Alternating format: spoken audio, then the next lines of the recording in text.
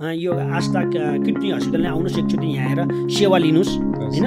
अब उहाँहरूले कस्तो पाउनुहुन्छ र मेरो हिसाबमा मैले एकदमै 100% पोजिटिभ पाएँ। तपाईँले हामीलाई टाइम दिनुभयो र मैले कुनै समस्याको तपाईँलाई कन्ट्याक्ट गर्दा तपाईँले फोन उठाइदिनु भयो, म्यासेज फर्काइदिनु भयो।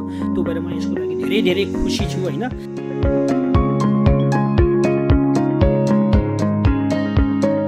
नमस्कार, आजको एपिसोडमा चाहिँ आस्था हेल्थ टकमा बिरामीको गार्जियन आफन्त हुनुहुन्छ। उहाँको चाहिँ बिरामी हाम्रो यस हस्पिटलमा चाहिँ भर्ना हुनुहुन्छ। बिरामीको गार्जियनलाई चाहिँ स्वागत गर्न चाहन्छु। तपाईँलाई स्वागत छ यस कार्यक्रममा। धन्यवाद। नमस्ते। मेरो नाम ताराबहादुर छेत्री। हजुर। मेरो घर चाहिँ म्याग्दी जिल्ला मङ्गला गाउँपालिका वार्ड नम्बर 5। हजुर। म चाहिँ किडनीको पेसेन्ट गार्जियन भनौँ अथवा उसको हस्बेन्ड श्रीमान है। यो किडनीको बिमारी मेरो मिसेसको लामो समय भयो। हजुर। त्यसपछि म धेरै ठाउँ गएँ, यहीँ पनि आएँ, पोखरामा आएँ, काठमाडौँमा गएँ। सबै ठाउँ जाँदाखेरि अब औषधिले खाँदा लगभग धेरै समय नै भयो।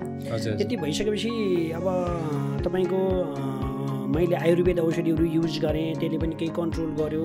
अब यो डायलासिसतिर जाउँ यतातिर जाउँ भने मेरो उनी भएन, भावै भएन। र त्योभन्दा पहिला त तपाईँको यो किडनी हस्पिटल अथवा यो तपाईँ आस्था किडनी हस्पिटल भन्ने कहाँ छ भन्ने कुरो थाहा थिएन मलाई। त्यसपछि म यहाँ सोचेँ अब युट्युब फेसबुक हेरेरै म इन्डिया पुगेँ। इन्डिया तपाईँको इन्डिया चाहिँ के को लागि जानुभयो? यही किडनीकै। अब त्यसमा आयुर्वेद औषधि छ, आयुर्वेदिक गर्छ भनेर त्यहाँ। त्यो चाहिँ कसरी थाहा पाउनु भयो त्यहाँ? मैले युट्युब हेरेँ, हेर्नुहोस् है।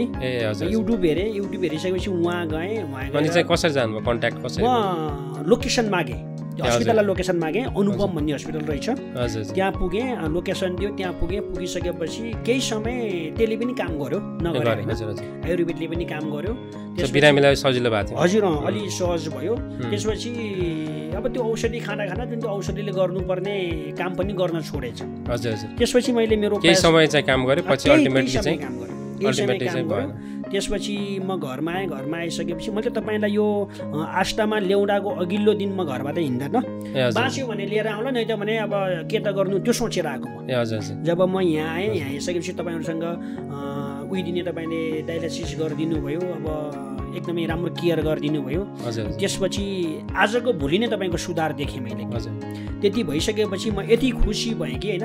अब डक्टरलाई भगवान भन्छ नि त, तपाईँले हामी भगवान त होइन भन्नुहुन्छ, र पनि मैले तपाईँले एउटा हिसाबले भगवान सरी नै मान्छु म है। अब तपाईँले गर्नुपर्ने कुराहरू के गर्न नहुने कुरा के तपाईँले सिकाइदिनु भयो। अब यसरी अरूको घरमा यसरी जानु हुँदैन भन्ने कुरा एउटा म पनि यति चेतनशील भएर पनि मेरो चेतनाको कमी नै भयो। तर मेरो चेतनाको बढी हुन्थ्यो भने म सायद आस्थामै आउँथेँ होला, कसैलाई सोध्ने होला। त्यसपछि म तपाईँको यो आस्था हस्पिटल भन्ने हाम्रै मङ्गलाको एकजना सुसन किसान भन्ने भाइ यहाँ आएर गइसकेपछि त्यो भाइले पनि मलाई सल्लाह दिए। त्यो भाइले पनि दाइ एकचोटि आस्थामा जानुहोस्, त्यहाँ राम्रो हुन्छ भनिसकेपछि म यहाँ आएँ। यहाँ आइसकेँ। अहिले मेरो लगभग तपाईँको 1 हप्ता बसाइ भयो। 1 हप्तामा मैले मेरो बिमारीको लगभग 70% पोजिटिभ पाएँ मैले। र मैले अरू पनि के भन्छु भने यो भिडियो क्लिप हेर्ने दाजुभाइलाई मैले के भन्छु, साथीहरूलाई के भन्छु भनेपछि तपाईँले भिडियो हेरिसकेपछि यदि सक्नुहुन्छ को भनेर सोध्नुहोस्, कन्ट्याक्ट गर्नुहोस् होइन। नै त भने तपाईँले त्यो भिडियो हेरेर पनि यो पोखराको चाहिने यो आस्था क्लिनिकमा होइन, यो किडनी हस्पिटल एक्चुअली भन्दाखेरि यसलाई आस्था किडनी नै भनेको छ। अब हाम्रो शुद्ध भाषामा बुझ्दाखेरि यो आस्था किडनी हस्पिटलले आउनुहोस् एकचोटि यहाँ आएर सेवा लिनुहोस् होइन। अब उहाँहरूले कस्तो पाउनुहुन्छ र मेरो हिसाबमा मैले एकदमै 100% पोजिटिभ पाएँ।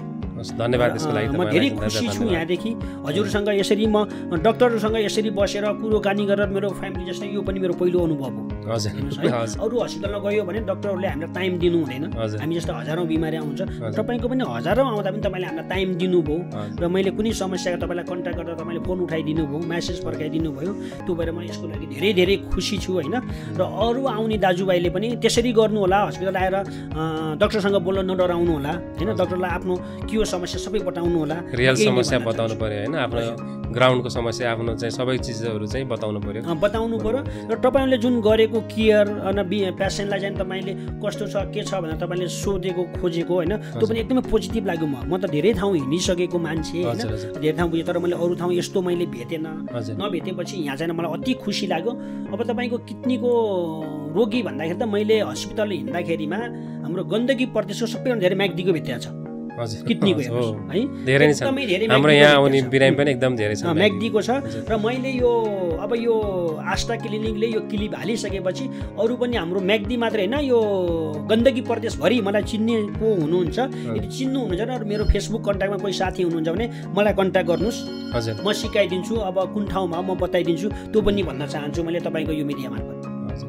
अनि यो जुन बाहिर जानुभयो नि पटनासम्म, कतिको खर्चिलो हुँदो रहेछ त्यसो? त्यताको खर्चिलो त तपाईँले अहिले एउटा हिसाबले त खर्च नसोध्नुहोस् मलाई है। म यहाँबाट इन्डिया गएर पोखराबाट मैले गाडी लिएर जान्थेँ, अनि यहाँबाट गाडी लिएर तपाईँको जोगबनी राखेर उता पुगेर फेरि फर्केर पोखरा आइपुग्दाखेरि मेरो 1,45,000 देखि 1,50,000 हाराहारीमा त्यति मेरो एकचोटिको खर्च हुन्थ्यो। तर म यहाँ आएँ, यहाँ आएर मैले खर्चिलोमा पनि अब यो त एउटा हिसाबले आफैमा क्रिटिकल बिमार हो, त्यसमा पनि यतिको हुनु मेरो हिसाबमा खर्च हो मैले भन्दैन। हजुर, अब तपाईँलाई चाहिँ अब अल्टिमेटली चाहिँ तपाईँको बिरामी पहिलाको भन्दा धेरै सुधार हुनुभएको छ होइन? त्यसपछि अब फेरि के गर्नुपर्छ जस्तो लाग्छ तपाईँको उसमा चाहिँ, भिजनमा चाहिँ, तपाईँको भ्यूमा चाहिँ? अब मैले मेरो बिरामीलाई यस्तो गर्न पाएदेखि अझै बेस्ट हुन्थ्यो, के जस्तो लाग्छ, के गर्नु पाएन जस्तो लाग्छ? अब मैले तपाईँहरूको यो फलोअप हर टाइम रहनेछु, म तपाईँहरूको फलोअपमा रहनेछु। र यदि म यहाँबाट अर्को ठाउँ डायलासिसमा गएँ, अर्को ठाउँ गरेँ भने पनि तपाईँहरूको कन्ट्याक्टमा, तपाईँको फोनमा कुनै इमर्जेन्सी पऱ्यो भने बसिराख्नु पऱ्यो, तपाईँसँग त्यो बस्छु, म बसिराख्नु होइन, म त्यो बसिरहन्छु। अब हाम्रो म्याग्दीदेखि पोखरा आउन कुन चाहिँ ठुलो 2 घन्टा गाडीमा होइन, यदि म तपाईँलाई मैले भेट्छु, स्वयं बिमारी लिएर आउँछु भनेको छु मैले। यो तपाईँहरूको यो काम लाई मैले एकदमै सराहनीय दिन्छु होइन, हृदयदेखि नै म तपाईँलाई धन्यवाद भन्न चाहन्छु। अब त्यसपछि चाहिँ यो बाँकी रहेको डायलाइसिस त अब तपाईँले म्याग्दीमै गर्नुहुन्छ, तर अल्टिमेट तपाईँले के भन्न सल्लाह पनि दिन चाहन्छु भने मैले डायलाइसिस मात्रै एकदम डेफिनेटिभ उपचार होइन, किडनी ट्रान्सप्लान्ट चाहिँ गर्नु चाहिँ एकदम डेफिनेटिभ उपचार हो, प्रत्यारोपण गर्नु चाहिँ सबभन्दा राम्रो उपचार हो। त्यसैले गर्दाखेरि चाहिँ तपाईँको यदि कुनै त्यस्तो मिलेको खण्डमा अथवा त्यस्तो केही कन्डिसन तपाईँलाई मिलेको खण्डमा अवश्य तपाईँको चाहिँ बिरामीलाई चाहिँ ट्रान्सप्लान्ट गराइदिनु होला भन्ने सुझावसहित मैले आजको सानो यो भिडियो यहीँ समाप्त गर्न चाहन्छु। आजको हाम्रो सानो जुन छलफल कार्यक्रम थियो यहीँ समाप्त गर्न चाहन्छु। हस्, धन्यवाद तपाईँको सल्लाह सुझावको लागि। र मलाई मात्र नभएर यो प्रत्येक भिडियो हेर्ने व्यक्तिलाई पनि सल्लाह र सुझाव उहाँसम्म पुगोस् भन्न चाहन्छु। उहाँले पनि यो सल्लाह र सुझावलाई एकदमै सजिलो तरिकाले एक्सेप्ट गरेर उहाँले पनि मनन गर्नुहोला भन्न चाहन्छु भिडियो हेर्ने सबैजनालाई। हस्, धन्यवाद।